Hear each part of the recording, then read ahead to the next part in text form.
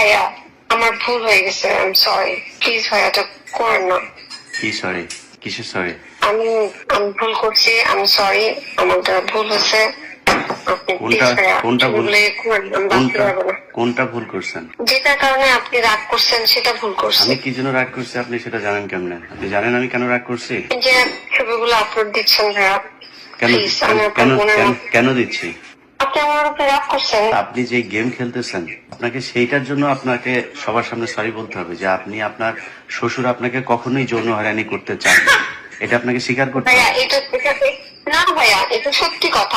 আপনাকে ভুল স্বীকার করতে হবে, মূল ভুল স্বীকার করতে হবে আপনাকে। আপনি ডিজিএফ এর টাকা নিয়ে তারপরে এনসিবির পোলাপানের ন্যাংটা করতে গেছেন, এটা আপনাকে স্বীকার করতে হবে। আপনি শ্বশুরের সম্পত্তির জন্য শ্বশুরের বিরুদ্ধে একটা মিথ্যা এলিগেশন দিচ্ছেন, যেটা ভয়ঙ্কর রকমের একটা খারাপ জিনিস, যেটা লোকটা সহ্য করতে পারেনি। ওয়ালাইকুম আসসালাম। ভাইয়া আমার ভুল হয়ে গেছে, আই এম সরি। প্লিজ ভাইয়া এটা করেন না। কি সরি? কিসের সরি? আমি আমি ভুল করছি, আমি সরি, আমার দ্বারা ভুল হয়েছে। আপনি প্লিজ ভাইয়া কোনটা ভুল? ভুলে করেন না, আমি বাঁচতে পারবো না। কোনটা ভুল করছেন? যেটার কারণে আপনি রাগ করছেন সেটা ভুল করছি। আমি কি জন্য রাগ করছি আপনি সেটা জানেন কেমনে? আপনি জানেন আমি কেন রাগ করছি? এই যে ছবিগুলো আপলোড দিচ্ছেন ভাইয়া, কেন প্লিজ আমি আপনার কেন বোনের মতো। কেন দিচ্ছি? আপনি আমার উপরে রাগ করছেন, আমি আপনার আপনার কথাগুলো সাথে কি রেকর্ড করছি। আপনার সাথে কি আমার প্রেমের সম্পর্ক নেই যে আপনার সাথে আমি রাগ মান অভিমান করবো? আপনার সাথে আমার কি কোনো সম্পর্ক আছে? না না না না।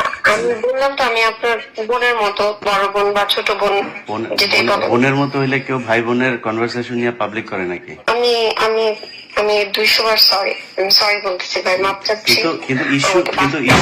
কিন্তু ইস্যু ওইটা না। ইস্যু হচ্ছে যে আপনি যে গেম খেলতেছেন আপনাকে সেইটার জন্য আপনাকে সবার সামনে সরি বলতে হবে যে আপনি আপনার শ্বশুর আপনাকে কখনোই যৌন হয়রানি করতে চান না। এটা আপনাকে স্বীকার করতে ভাইয়া হবে। না ভাইয়া, এটা সত্যি কথা। আমি আপনার যত প্রমাণ লাগে আপনি কোনো প্রমাণই দিতে পারেন না। বলেন, আমি আপনি একটার পর একটা আপনি পাঠাবো। কোনো প্রমাণই দিতে পারেন না যে আপনার শ্বশুর আপনাকে যৌন হয়রানি করছে। এটার কোনো প্রমাণ দিতে পারেন না। ভাই আমি আপনাকে ওয়াদা করতেছি লাজ ভাই, আমি আপনাকে ওয়াদা করতেছি। আপনার সাথে এটা নিয়ে আমার সেভারাল টাইমস আপনার সাথে আমার আলাপ হয়েছে, বহুত কনভারসেশন হয়েছে। আপনাকে আমি বারবার জিজ্ঞেস করছি যে আপনি আমাকে, সে যে আপনাকে ব্যাড টাচ করছে, সে আপনাকে বাজে অডিও পাঠাইছে, বা বাজে কোনো কথা বলছে, বাজে টেক্সট করছে, কিছু দেন আপনি আপনি কখনই দিতে পারেন নাই।